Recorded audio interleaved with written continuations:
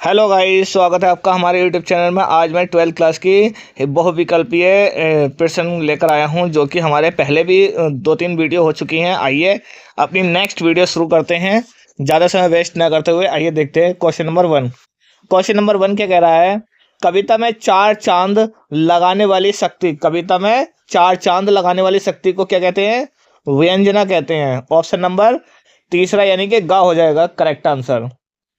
Question number 2 देखते हैं। हिंदी साहित्य का इतिहास लिखने वाले विद्वान हैं। हिंदी साहित्य का इतिहास लिखने वाले विद्वान कौन है? Garcin de Tassy. Option number खा हो जाएगा यानी कि दूसरा वाला। ओके, चलिए आगे बढ़ते हैं। क्वेश्चन नंबर 3 क्या कह रहा है? वीरगाथा काल से क्वेश्चन है हमारा ये। आदिकाल एक अन्य नाम है। किसका अन्य नाम है आदिकाल? सिद्ध सामंत काल का अन्य नाम है। आइए क्वेश्चन नंबर 4 की ओर बढ़ते हैं। क्वेश्चन नंबर 4 क्या कह रहा है? क्वेश्चन नंबर 4 कह रहा है आदिकाल का नाम अपभ्रंश काल दिया है। आदिकाल का नाम अपभ्रंश काल दिया है। क्या दिया है? अपभ्रंश। कौन सा ऑप्शन हो जाएगा? ऑप्शन नंबर घ हो जाएगा। और देखिए चंद्रधर शर्मा गुलेरी इसका आंसर हो जाएगा करेक्ट। आइए नेक्स्ट क्वेश्चन की ओर बढ़ते हैं। क्वेश्चन नंबर 5 क्या कह रहा है? अलखंड का दूसरा नाम क्या है? अलखंड का दूसरा नाम क्या है? ऑप्शन आपका खा हो जाएगा परमाल रासो। परमाल रासो इसका करेक्ट आंसर हो जाएगा। दोहा कोश के रचनाकार हैं। दोहा कोश के रचनाकार कौन है? सरहपा। सरहपा इसका राइट आंसर हो जाएगा। आइए नेक्स्ट क्वेश्चन की ओर बढ़ते हैं। Question number 7। क्वेश्चन नंबर 7 क्या कह रहा है? देखिए क्वेश्चन नंबर 7 क्या कह रहा है? रामचंद्र शुक्ल ने जिस काल को वीरगाथा काल कहा है उसे आदिकाल कहा है। तो इसका ऑप्शन कौन सा हो जाएगा? ऑप्शन नंबर खा हो जाएगा हजारी प्रसाद द्विवेदी ने। देखिए 2014 में आया हुआ है, क्वेश्चन सारे ही आए हुए हैं लगभग। आप इनकी तैयारी अच्छे से करें। आप इसको 1-2 बार देख भी लेंगे तो भी आपके ये आंसर ऑटोमेटिक रट जाएंगे, याद हो जाएंगे। ठीक है, आइए नेक्स्ट क्वेश्चन की ओर बढ़ते हैं। क्वेश्चन नंबर 8 क्या कह रहा है? अमीर खुसरो कवि हैं। अमीर खुसरो कवि हैं। कौन से काल के कवि हैं अमीर खुसरो? अमीर खुसरो आदि काल के कवि हैं। आदि काल के, इस तरह से भी क्वेश्चन आ सकता है, आदि काल के कवि का नाम बताइए। ऑप्शन होंगे 4, आपका अमीर खुसरो आंसर हो जाएगा। ठीक है बच्चों, आइए नेक्स्ट क्वेश्चन की ओर बढ़ते हैं। क्वेश्चन नंबर 9 क्या कह रहा है? इनमें से हिंदी का प्राचीनतम यानी कि प्रथम महाकाव्य कौन सा है? हिंदी का प्राचीनतम यानी कि बहुत पुराना महाकाव्य कौन सा है? पृथ्वीराज रासो। महाकाव्य का नाम क्या है? पृथ्वीराज रासो, यानी कि तीसरा ऑप्शन हो जाएगा गा। क्वेश्चन नंबर 10 देखिए। वीरगाथा काल की विशेषता है। वीरगाथा काल की विशेषता है युद्धों का सजीव चित्रण। ऑप्शन नंबर गा हो जाएगा, यानी कि तीसरा है। ठीक है, आइए नेक्स्ट क्वेश्चन की ओर बढ़ते हैं। क्वेश्चन नंबर 11 क्या कह रहा है? हरिवंश पुराण के रचनाकार हैं। हरिवंश पुराण के रचनाकार कौन है? स्वयंभू। स्वयंभू यानी कि घा ऑप्शन आपका हो जाएगा करेक्ट। आइए क्वेश्चन नंबर 12 की ओर बढ़ते हैं। क्वेश्चन नंबर 12 क्या कह रहा है? कौन सी रचना आदिकाल की नहीं है? कौन सी रचना आदिकाल की नहीं है? ऑप्शन नंबर घा इसका करेक्ट आंसर हो जाएगा अखरावट पद्मावत। अखरावट या पद्मावत। विद्यापति के पदों में कहीं कहीं पुट है भक्ति का। क्वेश्चन नंबर 14 क्या कह रहा है हमारा? 14 कह रहा है चंद्रवरदाई की रचना है। चंद्रवरदाई की रचना क्या है बच्चों? पृथ्वीराज रासो। इसका करेक्ट आंसर क्या आ जाएगा? पृथ्वीराज रासो। आइए नेक्स्ट क्वेश्चन की ओर बढ़ते हैं बच्चों। नेक्स्ट क्वेश्चन है हमारा विद्यापति कवि हैं। किस काल के कवि हैं ये? आदि काल के। बच्चों ये क्वेश्चन हाई स्कूल वालों के लिए भी हैं, क्योंकि हाई स्कूल में भी ये बहुविकल्पीय क्वेश्चन आते हैं, पर ये थोड़ा स्टैंडर्ड लेवल के हैं। कुछ क्वेश्चन हाई स्कूल में भी काम करते हैं। ठीक है, तो अगर हाई स्कूल वाले देख रहे हैं इस वीडियो को तो वो निराश ना हो, हाई स्कूल के लिए भी ये डालेंगे। ठीक है, फिलहाल आप ये विकल्प वालों को आप 1-2 बार सुन लेना, इंटर वालों जो 12th में है, और ये देख रहे हो आप सभी के आगे सन डला हुई हो, सभी के सभी मोस्ट हैं, आए हुए क्वेश्चन है। आइए नेक्स्ट क्वेश्चन की ओर बढ़ते हैं। Question number 16। क्वेश्चन नंबर 16 क्या कह रहा है हमारा? हिंदी साहित्य के आदिकाल के लिए बीज बपन काल नाम दिया है। बीज बपन काल नाम किसने दिया है? आचार्य महावीर प्रसाद द्विवेदी ने हिंदी साहित्य के आदिकाल के लिए बीज वपन काल का नाम दिया है। आइए क्वेश्चन नंबर 17 क्या कह रहा है। हिंदी का प्रथम कवि माना जाता है सरहप्पा। सरहप्पा को हिंदी का प्रथम कवि माना जाता है। सबसे पहला कवि कौन है? सरहप्पा। ठीक है। क्वेश्चन नंबर 18, मुकरिया रचना है। मुकरिया रचना किसकी है? अमीर खुसरो की है। बच्चों इसको बहुत अच्छे से याद रखना। आइए नेक्स्ट क्वेश्चन की ओर बढ़ते हैं। क्वेश्चन नंबर आपका क्या कह रहा है नेक्स्ट? क्वेश्चन नंबर 19, आदिकाल का वीर गाथा काल नामकरण किसने दिया था? आदिकाल को वीर गाथा काल भी कहा जाता है। ये ऐसा कौन थे जिन्होंने ये बताया था? आचार्य रामचंद्र शुक्ल ने। खालिक बरी के रचयिता हैं। खालिक बरी के रचयिता कौन है? अमीर खुसरो। खालिक बरी के रचयिता अमीर खुसरो को माना जाता है। ठीक है। क्वेश्चन नंबर 21 देखिए। क्वेश्चन नंबर 21 कह रहा है हिंदी साहित्य के आदिकाल के लिए सिद्ध सामंत काल नाम दिया है। इसका आंसर क्या हो जाएगा? राहुल संस्कृतायन। ठीक है।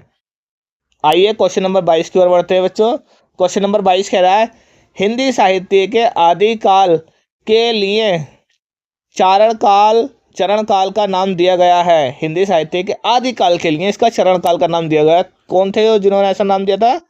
राम कुमार वर्मा ने। ठीक है बच्चों। आइए नेक्स्ट क्वेश्चन की ओर बढ़ते हैं। क्वेश्चन नंबर आपका क्या है? 23 क्वेश्चन क्या कह रहा है आपका? खुमान रासों के रचयिता हैं दलपति विजय। क्या है? दलपति विजय इसका आंसर हो जाएगा। आइए कीर्तिलता के रचनाकार हैं। कीर्तिलता के रचनाकार कौन है बच्चों? बताइए बच्चों कीर्तिलता के रचनाकार कौन है? इसका आंसर हो जाएगा आपका विद्यापति घा। ठीक है। 25वां क्वेश्चन देखिए। पृथ्वीराज रासो का रचना काल है वीर गाथा काल। इसका करेक्ट आंसर हो जाएगा। क्वेश्चन नंबर 26 देखिए। क्वेश्चन नंबर 26 क्या कह रहा है? क्वेश्चन नंबर 26, हिंदी का प्रथम महाकाव्य माना जाता है। हिंदी का प्रथम महाकाव्य किसे माना जाता है? पृथ्वीराज रासो को माना जाता है। नेक्स्ट क्वेश्चन देखिए, रिपीट हो गया है क्वेश्चन। परमाल रासो का रचनाकार है, रचना काल है आदिकाल। ठीक है।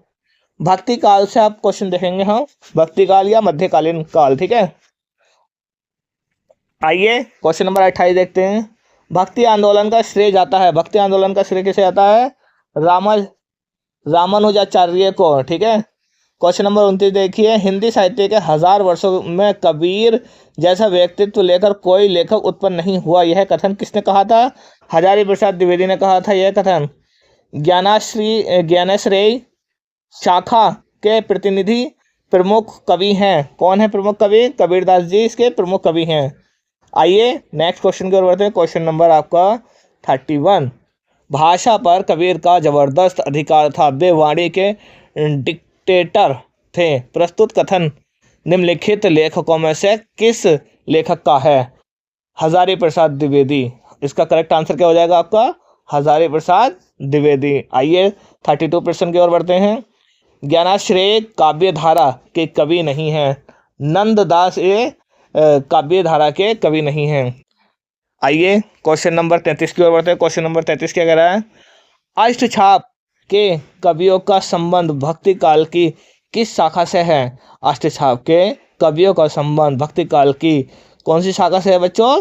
कृष्ण भक्ति शाखा से अष्टछाप के कवियों का संबंध है। आइए क्वेश्चन नंबर 34 की ओर बढ़ते हैं। 34 क्वेश्चन कह रहा है कौन सा ग्रंथ भक्ति काल का है? कौन सा ग्रंथ भक्ति काल का है? विनय पत्रिका भक्ति काल का है। ठीक है बच्चों। आइए 35 क्वेश्चन की ओर बढ़ते हैं। 35 क्वेश्चन क्या कह रहा है? कौन सा कवि राम भक्ति शाखा से संबंधित नहीं है? चतुर्भुज दास इसका करेक्ट आंसर हो जाएगा। आइए नेक्स्ट क्वेश्चन की ओर बढ़ते हैं। क्वेश्चन नंबर 36, शुकर खेत नामक स्थान संबंधित है। शुकर खेत नामक स्थान संबंधित है किससे? तुलसीदास से।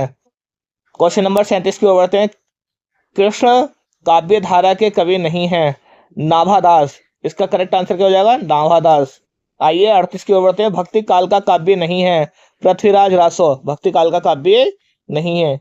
आइए 39वां क्वेश्चन देखते हैं। 39वां क्वेश्चन क्या कह रहा है आपका? ये कह रहा है तुलसीदास की रचना नहीं है। तुलसीदास की रचना कौन सी नहीं है? रामचंद्रिका। ये बाकी सब इसके तुलसीदास जी की रचना है। देखिए राम लला नहछु कवितावली और पार्वती मंगल ये तुलसीदास की रचना है और रामचंद्रिका तुलसीदास की रचना नहीं है, याद रखना बच्चों। विनय पत्रिका किस भाषा की कृति है? विनय पत्रिका किस भाषा की कृति है? ब्रज भाषा की। ठीक है बच्चों, आइए नेक्स्ट क्वेश्चन की बढ़ते हैं। क्वेश्चन नंबर 41, तुलसीदास ने श्री रामचरितमानस की रचना की है, कौन सी उसमें की है, कौन सी भाषा में की है? अवधी भाषा में की है। प्रश्न नंबर 42 की ओर बढ़ते हैं। राम भक्ति शाखा से संबंधित है, राम भक्ति शाखा से संबंधित है, इस तरह से क्वेश्चन आएगा। या फिर कृष्ण भक्ति धारा से संबंधित नहीं है, कौन सा नहीं है? नाभादास इसका करेक्ट आंसर हो जाएगा, नाभादास नहीं है। आइए प्रश्न नंबर 43 की ओर बढ़ते हैं। 43 क्वेश्चन क्या कह रहा है आपका? सूर सागर के वर्णीय विषय का आधार है, वर्णीय विषय का आधार क्या है? श्री मद भाग्यवत। एक बार और देखिए बच्चे क्या पढ़ाया जाएगा, ये श्री तो अलग कर देंगे, मद भागवत। ठीक है बच्चों, इसको ध्यान से पढ़ना, कुछ वर्ड ऐसे आ जाते हैं जिसको हम पढ़ नहीं पाते, अटक जाते हैं कहीं, कोई बात नहीं है, हो जाती है छोटी छोटी गलती। आइए नेक्स्ट क्वेश्चन की ओर बढ़ते हैं। क्वेश्चन क्या कह रहा है? क्वेश्चन कह रहा है कबीर के गुरु का नाम था रामानंद। ठीक है बच्चों, आइए 45वां क्वेश्चन देखते हैं। अष्टछाप के कवि नहीं है तुलसीदास जी, इसका आंसर हो जाएगा अष्टछाप के कवि नहीं है। आइए नेक्स्ट क्वेश्चन की ओर बढ़ते हैं। क्वेश्चन नंबर अगला क्या कह रहा है आपका? श्री कृष्ण गीतावली, विनय पत्रिका और कवितावली के रचयिता हैं, कौन है? ये तो सब कवि तुलसीदास जी ने लिखी, ये भी कवितावली, विनय पत्रिका भी और श्री कृष्ण गीतावली भी। ठीक है, ये सब तुलसीदास जी की रचना है। आइए क्वेश्चन नंबर 47 की ओर बढ़ते हैं। 47 क्या कह रहा है? वात्सल्य रस के सम्राट कहे जाते हैं, या फिर क्वेश्चन इस तरह से पूछा जाएगा, श्रृंगार और वात्सल्य रस के अमर कवि हैं सूरदास जी, इनका आंसर क्या हो जाएगा? सूरदास। मध्वाचार्य का वाद है, मध्वाचार्य का वाद क्या है? द्वैतवाद, इसका करेक्ट आंसर क्या हो जाएगा? द्वैतवाद, इसका करेक्ट आंसर क्या हो जाएगा? द्वैतवाद। ठीक है बच्चों, आइए हम नेक्स्ट क्वेश्चन की ओर बढ़ते हैं। नेक्स्ट क्वेश्चन के चलिए नेक्स्ट क्वेश्चन की ओर बढ़ते हैं। क्वेश्चन नंबर नेक्स्ट क्या कह रहा है हमारा? राम भक्ति शाखा के कवि नहीं है, राम भक्ति शाखा के कवि कौन से नहीं है? नंददास इसका करेक्ट आंसर हो जाएगा बच्चों, नंददास राम भक्ति शाखा के कवि नहीं है। प्रश्न नंबर 50 देखते हैं। 50वां क्या कह रहा है? हिंदी साहित्य के किस काल को स्वर्ण युग कहा जाता है? भक्ति काल इसका करेक्ट आंसर हो जाएगा बच्चों। आइए आगे देखते हैं, आगे क्या कह रहा है हमारा? निम्नलिखित में कौन प्रेमाश्री श्रेय शाखा के कवि नहीं है? सूरदास जी इसका करेक्ट आंसर हो जाएगा। ठीक है, आइए नेक्स्ट क्वेश्चन देखते हैं। हिंदी साहित्य के किस काल को अपूर्व मध्यकाल कहा जाता है? पूर्व मध्यकाल किसको कहा जाता है? भक्ति काल को। आइए 53वां क्वेश्चन देखते हैं। 53वां क्वेश्चन क्या कह रहा है? अग्रदास किस काव्य धारा के कवि हैं? अग्रदास किस काव्य धारा के कवि हैं? राम काव्य धारा के। विनय पत्रिका के रचनाकार हैं तुलसीदास जी, इसका करेक्ट आंसर हो जाएगा बच्चों। आइए उम्मीद है आपको ये वीडियो समझ में आ रही होगी। आइए नेक्स्ट क्वेश्चन की ओर बढ़ते हैं। क्वेश्चन नंबर 55 क्या कह रहा है आपका? निम्नलिखित में कौन प्रेमाश्रय शाखा के कवि नहीं है? इसका आंसर हो जाएगा नंददास जी प्रेमाश्रय शाखा के कवि नहीं है। साहित्य लहरी के रचयिता कौन है? साहित्य लहरी का रचयिता कौन है बच्चों? सूरदास जी, ये पीछे भी आया है, आप ध्यान से देखते रहना। सूफी काव्य धारा के कवि कौन है? सूफी काव्य धारा के कवि कौन माने जाते हैं? जायसी। ठीक है, निम्नलिखित में से राम भक्ति शाखा के कवि नहीं है, राम भक्ति शाखा के कवि कौन से नहीं है? चतुर्भुज दास, चतुर्भुज दास इसके करेक्ट आंसर हो जाएगा। आइए 59वां क्वेश्चन देखते हैं। 59वां क्वेश्चन क्या कह रहा है? विनय पत्रिका किस काल की रचना है? विनय पत्रिका किस काल की रचना? भक्ति काल की। यह क्वेश्चन आपका इस तरह से भी पूछा गया है, भक्ति काल की रचना का नाम बताइए विनय पत्रिका। आइए नेक्स्ट क्वेश्चन की ओर बढ़ते हैं। क्वेश्चन नंबर 60 कह रहा है अष्टछाप के कवि नहीं है। अष्टछाप के कवि कौन नहीं है? ईश्वरदास नहीं है, इसका आंसर क्या हो जाएगा? ईश्वरदास। पद्मावत का रचनाकाल है। नेक्स्ट क्वेश्चन हमारा पद्मावत का रचनाकाल है, तो कौन सा है आपका? भक्ति काल आंसर हो जाएगा। आइए 62 क्वेश्चन की ओर बढ़ते हैं। मलिक मोहम्मद जायसी को किस धारा का कवि माना जाता है? सूफी काव्य धारा का कवि माना जाता है। बच्चे ये रिपीट हो गया, देखो क्वेश्चन अभी भी पूछा गया था। कबीरदास प्रमुख कवि हैं किसके हैं? निर्गुण भक्तिधारा के कवि हैं। ठीक है, आइए 64 क्वेश्चन देखते हैं। रामचरितमानस की रचना किस भाषा में हुई है? रामचरितमानस की रचना किस भाषा में हुई है? अवधी भाषा में हुई है।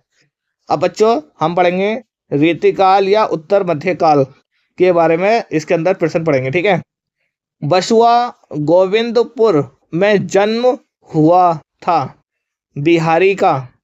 आइए नेक्स्ट क्वेश्चन देखते हैं 66। बिहारी दास कवि हैं रीतिकाल के। रीतिकाल के कवि हैं बच्चों। आइए नेक्स्ट क्वेश्चन देखते हैं। वीरहंस की कृति है शिवाबा शिवाबा बनी। ठीक है, शिवाबा बनी।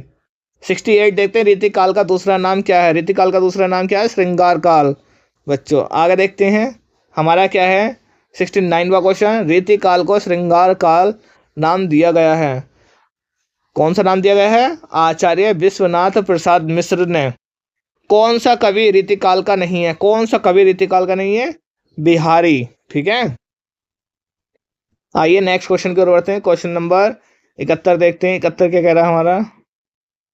रीतिकाल रीतिकाल कवि है। रीतिकाल का कवि कौन माना जाता है? द्विजदेव को माना जाता है। ठीक है बच्चों, 72 देखते हैं। कठिन काव्य का प्रेत कहा जाता है। किसको कहा जाता है? केशव को। रीतिबद्ध काव्य धारा के कवि नहीं है। रीतिबद्ध काव्य धारा के कवि कौन नहीं है? घनानंद। आइए नेक्स्ट क्वेश्चन की ओर बढ़ते हैं। क्वेश्चन नंबर आपका 74। अलंकार रत्नाकर के लेखक हैं दलपति राय वंशीधर। इसका करेक्ट आंसर हो जाएगा। आइए 75 क्वेश्चन देखते हैं। चिंतामणि कवि है। चिंतामणि कवि हैं रीतिबद्ध वर्ग के। ठीक है, प्रश्न नंबर 76 देखते हैं। 76 क्या कह रहा है? बिहारी सतसई में दोहा की संख्या कितनी है? कितने दोहे हैं उसके अंदर? बिहारी सतसई में 719 दोहे हैं। ठीक है बच्चों, आइए 77 देखते हैं। निम्नलिखित में से रीतिबद्ध धारा के कवि कौन नहीं है? पद्माकर। पद्माकर ये हमारे रीतिबद्ध धारा के कवि नहीं है। रसिक प्रिय रचना है किसकी है? केशव दास की है। आइए नेक्स्ट क्वेश्चन की ओर बढ़ते हैं। क्वेश्चन नंबर आपका है 79। रीतिमुक्त कवि है घनानंद के। घनानंद रीतिमुक्त कवि हैं। रीतिमुक्त कवि कौन माने जाते हैं? घनानंद को। ठीक है, 80वां क्वेश्चन देखते हैं। हिंदी साहित्य में किस काल को श्रृंगार काल कहा जाता है? रीति काल को श्रृंगार काल कहा जाता है बच्चों। आइए नेक्स्ट क्वेश्चन की ओर बढ़ते हैं। क्वेश्चन नंबर 81वां क्वेश्चन कहते हैं क्या कह रहा है? रीतिकाल की प्रमुख विशेषता बताइए। रीतिकाल की प्रमुख विशेषता क्या होगी बच्चों? मुक्तक काव्य रचना।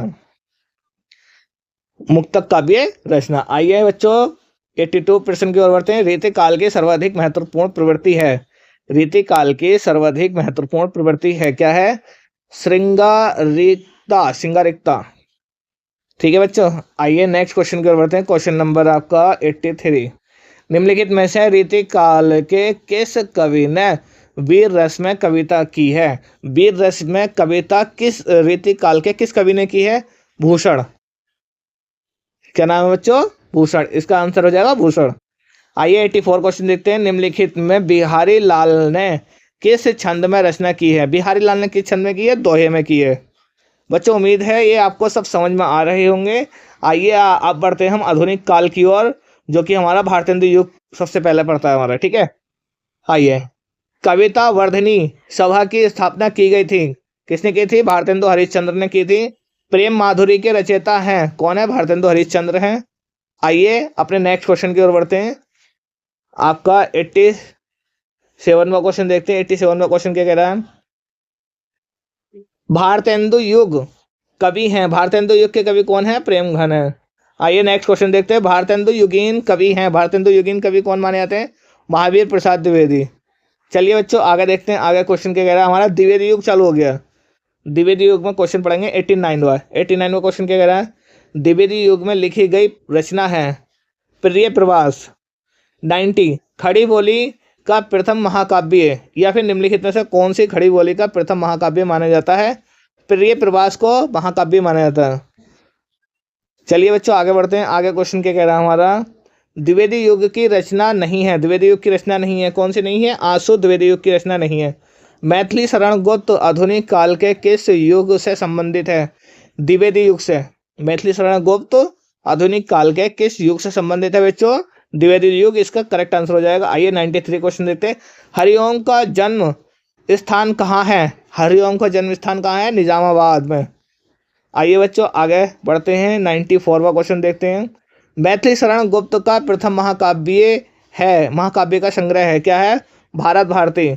95वां क्वेश्चन कह रहा है निम्नलिखित कवियों में से राष्ट्र कवि की उपाधि से विभूषित किया गया है या फिर किस कवि को राष्ट्र कवि का सम्मान मिला है? क्वेश्चन ऑप्शन आपको हो जाएगा खा, क्या है? मैथिली शरण गुप्त को। ठीक है बच्चों, आइए नेक्स्ट क्वेश्चन की ओर बढ़ते हैं। क्वेश्चन नंबर आपका है 96। भारतीय ज्ञानपीठ पुरस्कार नहीं मिला है, किसे नहीं मिला? मैथिली शरण गुप्त को नहीं मिला है बच्चों। इसका आंसर हो जाएगा खा। ठीक है बच्चों, आइए देखते हैं 97 पर। साकेत की नायिका है उर्मिला, इसका करेक्ट आंसर क्या होगा? उर्मिला। आज हम 100 क्वेश्चन करेंगे बच्चों, आइए आगे बढ़ते हैं। भारत भारती की रचना है काव्य।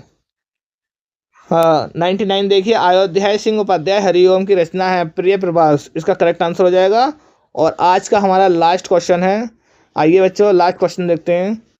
मैथिली शरण गुप्त की रचना में राष्ट्र प्रेम की भावना परिलक्षित होती है, करेक्ट आंसर हो जाएगा भारत भारती का, इसका करेक्ट आंसर। आज के लिए इतना ही बच्चों, उम्मीद है ये आपको समझ में आ रही होगी वीडियो। आप 1 से 2 या 3 बार आप इसको देखेंगे और ये आपको आसानी से याद हो जाएंगे। सुन के याद हो जाते हैं बच्चों। कोशिश करना आप इसको 1 से 2 बार देखें और आप इसको लाइक करें, शेयर करें बच्चों। Best of luck for everyone, thank you. मिलते हैं नेक्स्ट वीडियो में।